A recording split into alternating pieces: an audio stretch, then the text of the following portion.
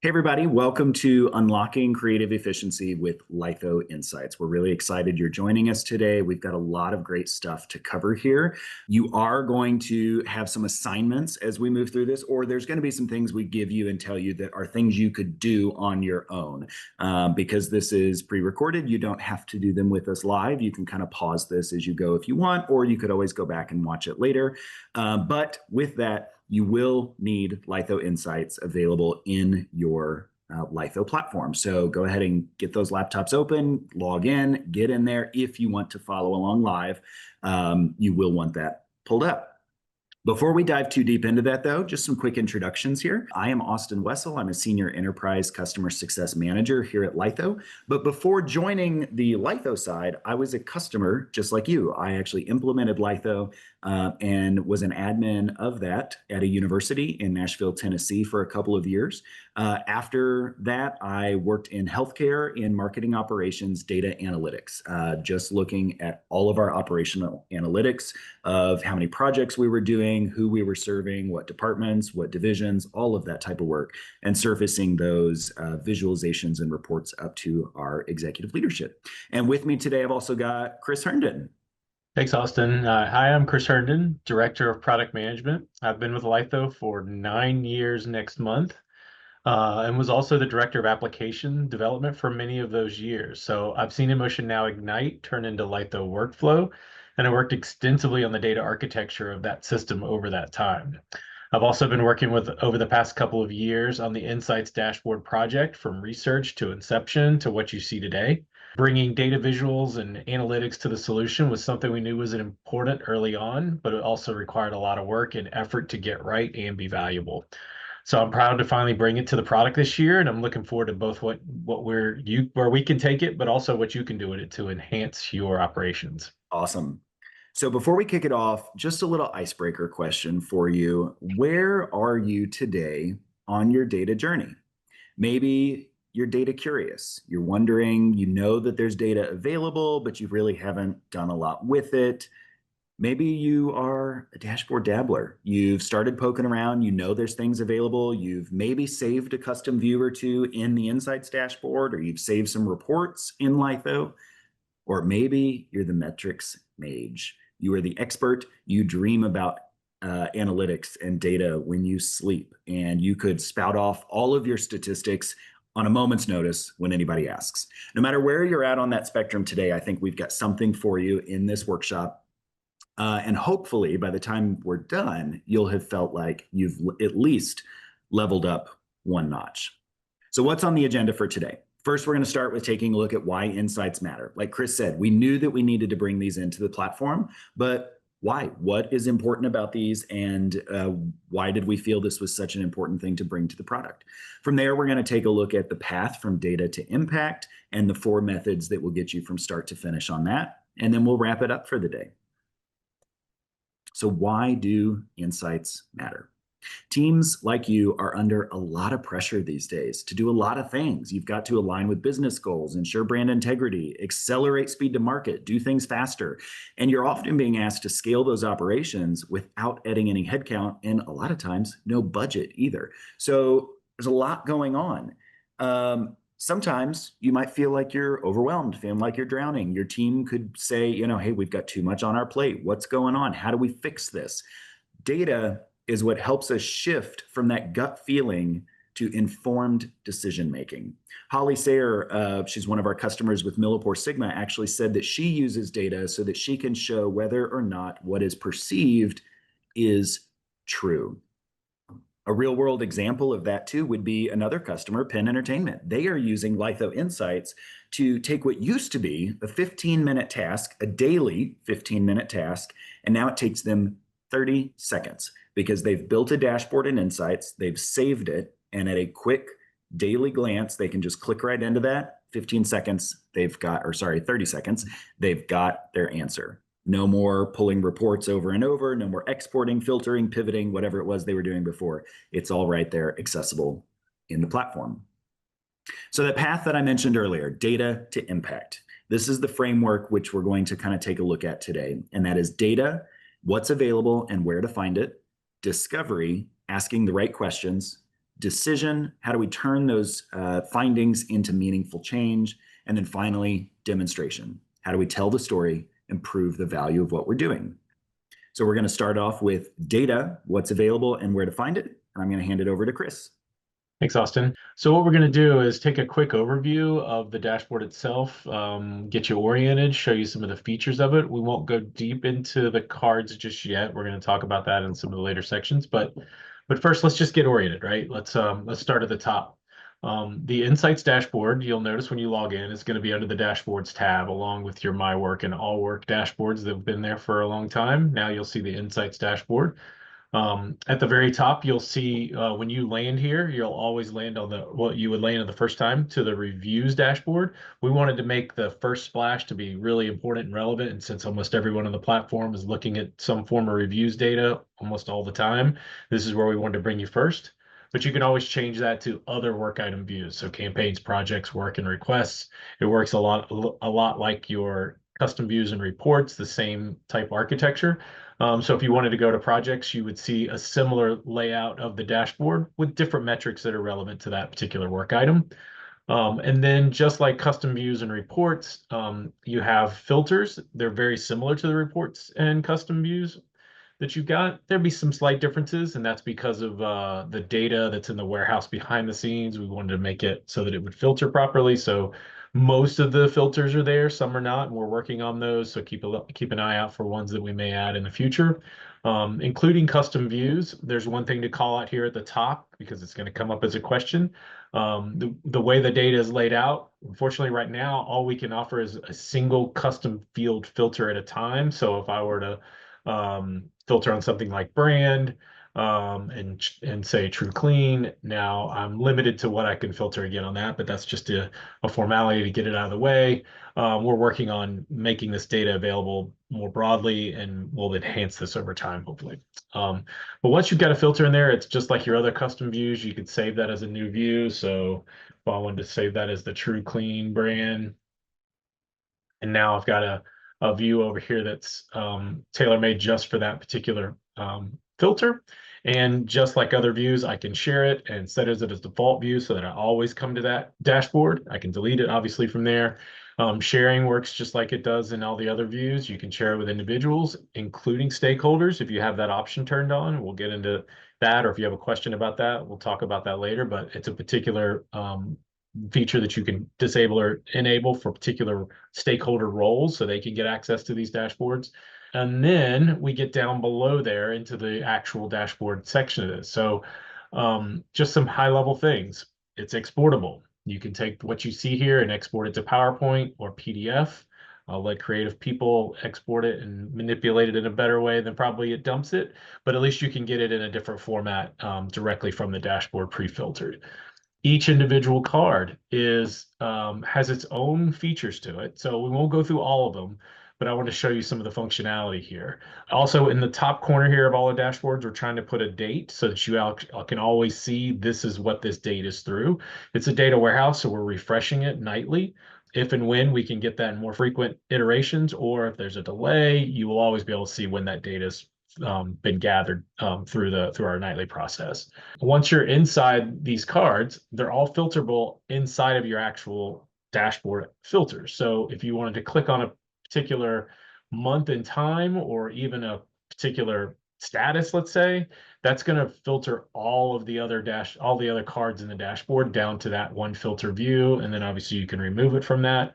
One of the cool features of this is that you could then zoom into certain areas. So if I just wanted to see Q1 of 2024, I could narrow into it, like, grab some extra so I can zoom in again and just look at those 3 months. And now all the cards on this dashboard will show data just from those 3 months. It's a little bit a good way to be able to drill into the data and find particular things. Once you're inside a card, if I expand this, in fact, let me remove that filter and get a little bit bigger view back to where we were. You can expand any card you see. And inside of that, you can get to the raw data that's making up that card. So you can always sort of get into the pieces of that data that you need to. And once you're in here, you can also export that particular card to either CSV or Excel to use it externally, to PowerPoint, or just print it straight away from that card. So it's a nice way to be able to say, I need this graphic separated out, and you can go get it directly from that expanded card. Lastly, because we're not going to go into all the particular cards, at the bottom of the screen, you should always see a data table that has the relevant rows that pertain to what's being currently seen throughout the rest of the dashboard. So you can always get down to the individual data, and we've included most of the types of fields you would see in a standard report or custom view, the default fields, let's say. We wanted to get the most relevant things that were particular to that particular project or request, including some of the summarized data, so all your aggregate data that would be shown in reports. And in these particular cases, anytime there's a numeric field that has an aggregate in it, we've added a total row at the end. I want to call that out because you got to scroll all the way down to it. But if we wanted to see something particular, like Emily Sanchez is our top requester, what are all the projects that came from her requests? And then maybe we want to see what's the project duration, total project duration in days, or time from first, acceptance to first proof, the summarized data that was not, that you don't always get natively inside of the other views. So I think that's all of the things I wanted to call out. I should get you oriented to how to get around here and maneuver. And I'll turn it back over to Austin. We'll get into some of the details. Thanks, Chris. All right, so the product team has done a wonderful job of building the visuals. The visuals look great, they function great, they give you great data, but what do we do with that, right? The visuals on their own are fantastic, the reporting is fantastic, but we need to go a step further perhaps. And so this next section, discovery, is all about asking the right questions. So we want to teach you really how to dig into those so that you can actually surface meaningful analytics that you can take to your leadership or they can take to theirs. So what separates a passive observer from a change agent is really knowing how to question that data. Like I just said, we need to dig in a little further. You've all got access to these dashboards, but how do you dig in? What questions do you need to ask? What are these numbers telling you? Are there patterns that you could identify, certain themes? Does anything jump out as maybe it's not matching the perception that you had? Maybe that's good or bad, right? It could be, oh my gosh, this dashboard is showing these projects are taking a lot longer than we thought they did. Or maybe there's a good surprise and like, hey, our reviews time is actually a lot faster than I thought it was. Sometimes those surprises are a good place to start digging in to be able to identify, okay, I thought it was this way. Let's dig into the numbers and find out why it's not. Or maybe there's an outlier that you need to find, something like that. So again, you're not just looking at the charts. You're not just seeing pretty visuals. You need to be able to ask what's behind these numbers and dig into the story of what's populating those. Functionally, a great way to do that, as Chris was showing on that dashboard, was that at the bottom where there's a table, anytime you find on those visuals something that maybe jumps out at you, you can filter down to that and then scroll down to that table to find those individual data points that are feeding those charts. For team members, those tables are clickable. So you can click on the projects or click on the work items or click on the reviews, whatever they are, if you need to go dig a little further as well. For stakeholders, they can't do that, but at the team member level, which I think is most of us here probably, that is a functionality available to you. So we're going to take a look now at a few perhaps business question examples that could be answered by some of these dashboards. And I know there's 5 dashboards available to you. We're just going to take a look at 3 of them for the sake of time here, but there's a million questions that could be answered by these. So these are just perhaps some ideas to get you started. So for example, on the reviews dashboard, you might ask the question, who are the bottleneck reviewers? Or how many versions are we averaging? Or how long does feedback take? All of those can be quickly answered on that reviews dashboard. On the request dashboard, you might be asking which stakeholders are submitting the rush jobs most frequently, or how long does our triage time take from request submission to acceptance? Why is it taking that long? And then are there ways that we could get ahead of the busy seasons? I know when I was a customer, that was one thing we were able to do. We didn't have insights to do it, but we could pull reporting. Insights would have made it so much easier. But we pulled some reporting to kind of map out our graph of when work was coming in from our stakeholders. And because of that, we were able to see that we had a pretty roller coaster. I don't know how else to say it. It was a roller coaster of a curve, right? I mean, there was no necessarily pattern to it, but it was a little all over the place. And we were able to use that data to go in, dig a little deeper, and find out, okay, so many of these projects, these requests that are coming in, we don't have to do them just because the stakeholder is asking for them right now. We could use this data to strategically get ahead of this and start working on these during some of those low periods, right? So again, just one way that these dashboards could help you solve for real problems. And then projects dashboard, if you're using level of effort, if you're using track time, are those matching? Are your visuals matching on those? And if they're not, where's the miss? Is your level of effort being underestimated or overestimated? Are there some corrections you need to do in your templates there to better project your workload? And what percentage of projects are we completing on time? Again, these are just some examples. You have your own probably already rattling around in your head, but we'd love to hear those. Talk with your customer success manager about those. If there's other questions that you're thinking of that maybe you're just not certain which dashboard or which visuals on the dashboard could speak to that, your CSM would be more than glad to help you figure that out. Austin, so we're gonna jump right in. This is a workshop, right? So let's throw some challenges out there. You've identified some questions. So let's pull one out that maybe we could ask from the reviews report. So the reviews dashboard gives you lots of different things, but a question right out of the gate might be what approvals are slowing us down? Like, right, big question, like what's taking so long? Why are we always behind schedule, or why is this always taking forever?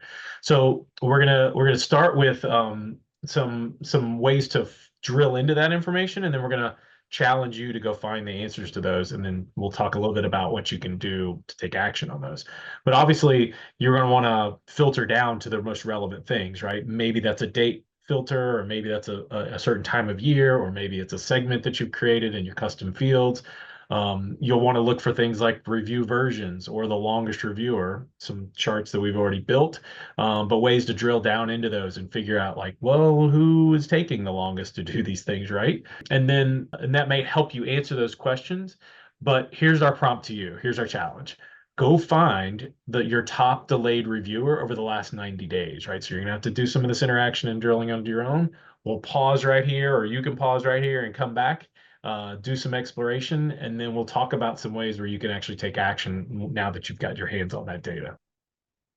Well, now that you've found your top delayed reviewers, some of you probably already knew who they were, but at least you have some validation and some charts and data to point to, maybe, right? Now you have the ability to drill into. What do we do, right? How do we take action on those, and how do we figure out what to do?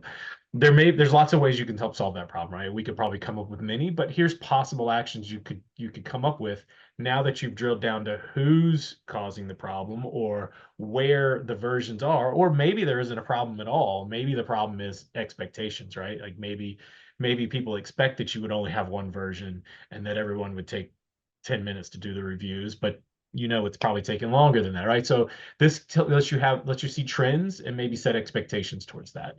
And then there's some actions within the app itself. If you're not using review deadlines, maybe that's an option, right? Maybe the way to just prompt people to say, hey, the clock's ticking, you got this much time to do it, this is when we need it back by.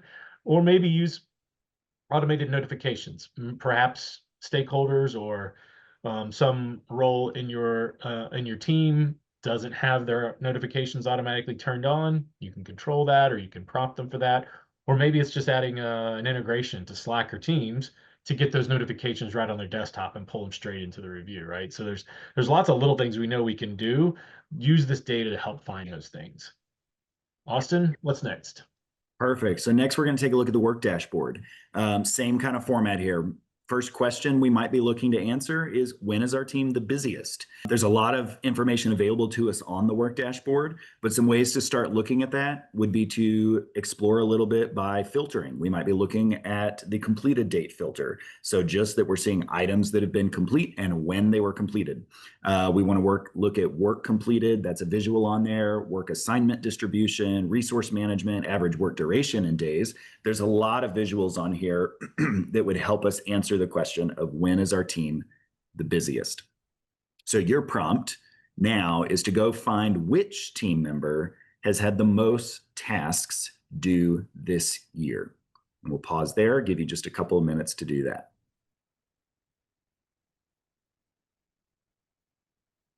All right. So your prompt was to find which team member has had the most tasks due this year. Maybe, again, like reviews, maybe you knew that off the top of your head. Maybe that was one that you thought, okay, I'm already aware of this. But again, you now have the data to back it up. The perception is validated through the data, right? But what do we do with that information? So some possible action items, maybe your team member that had the most tasks due, maybe that team member is constantly telling you, I'm underwater, I'm drowning, I need help.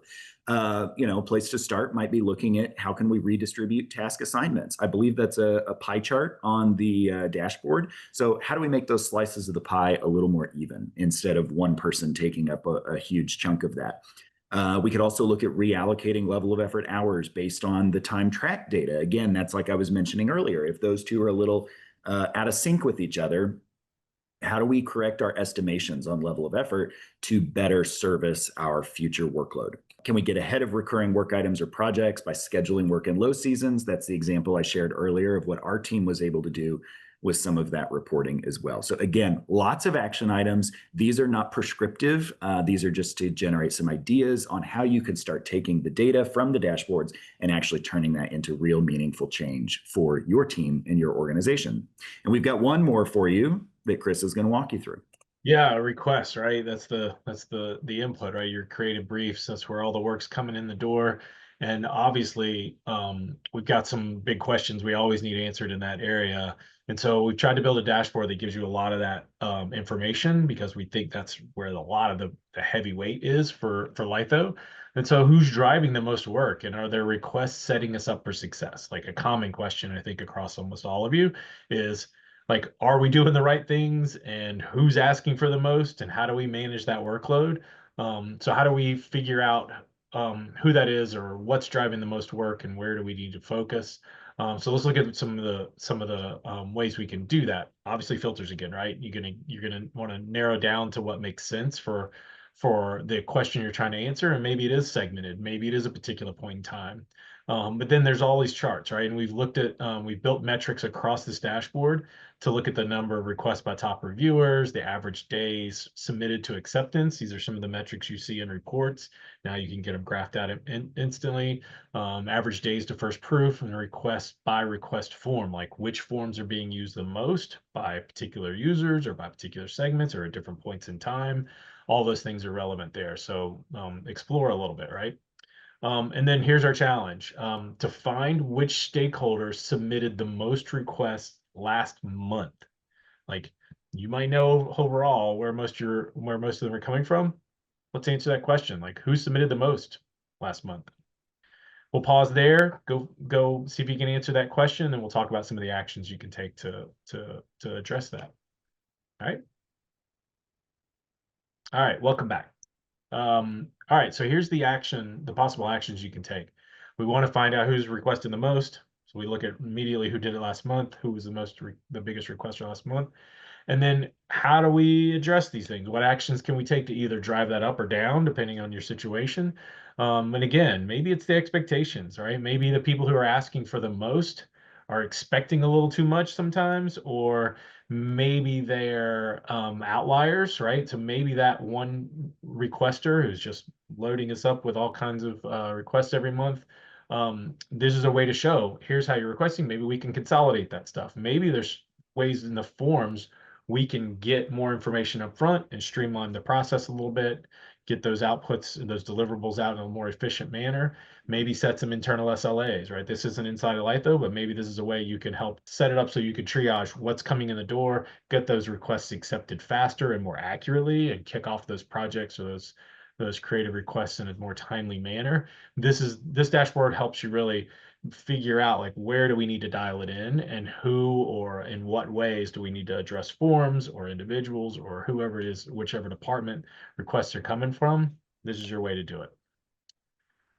Okay, Austin.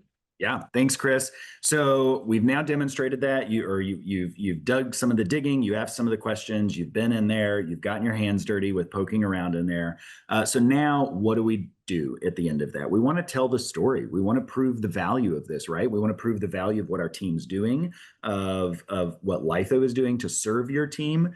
There's a lot that goes into that. So this is what we call the demonstration section. So this part, we're going to talk about how you use insights to communicate the impact, to influence people and ultimately drive performance. So telling the story, what, so what, now what? That's the framework I like to think of it through. The three whats, if you will. So what did the data reveal? So what does that mean for your team or your process? And now what should you do about it? Or now what has changed because of it, right? So as you're thinking about, okay, we've uncovered this data, we've questioned the data, we've dug into the data, and now we've surfaced that, we've made some decisions based on that. Make sure you're reiterating that. You're talking about, okay, we made data-based decisions here, and here's the impact that it's had for our team, for our process, potentially for your entire organization. Some of you, if you're, when in the very beginning where we asked where you saw yourself on that spectrum, if you were a metrics mage, maybe you've already been doing this. Maybe you've already got some success stories of how you've been able to use data to leverage those conversations or make those big decisions or get leadership to support big decisions. We love to hear those. Share those stories with your customer success manager. We'd love to hear about how you've been able to do that because of some of the data that Lytho has empowered you with.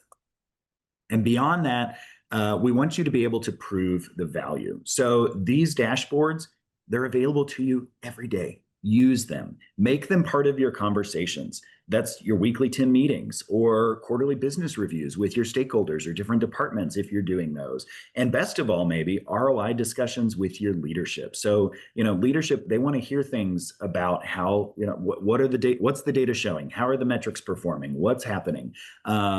Use these dashboards every day to guide those conversations, to steer those conversations, and to be able to surface those things that are most meaningful to your leadership. So hopefully through this, you now see there's some opportunity to start using insights if you haven't already. We'd love to hear about how you're using them and where you see opportunity to start using them even more in your day-to-day. So as we wrap up, I just want to remind you again of the framework that we've outlined here. That was data, discovery, decision, and demonstration. And if you walk through those 4 steps each time that you're trying to answer a question or solve a problem with data, I think these steps will guide you in a way that you should be able to see success. Again, continue to work with your customer success manager to dig in deeper to insights, to Lytho reporting. If you have questions about, what exactly does this mean or how is this being measured, your CSM should be able to help you answer those types of questions. And again, we'd love to hear your stories on how Insights has been able to change the game for your team. So last but not least, now that we've been through this, where do you want to be? Maybe you started as data curious and now you're feeling a little bit more like a dashboard dabbler. You say, okay, I know more than when I started. Or maybe you started as the dabbler and now you're a metrics mage. You're the expert. You are ready to go back to your team and start showing off all of these cool things you've just learned and how you're going to bring data to every conversation that you're a part of now. I don't know. Wherever you're at, we hope that it is a step up from where you were when you started this. And again, we are here to support you through that journey. So thank you for your time today. We hope this has been impactful and meaningful to you and your team and your workflow.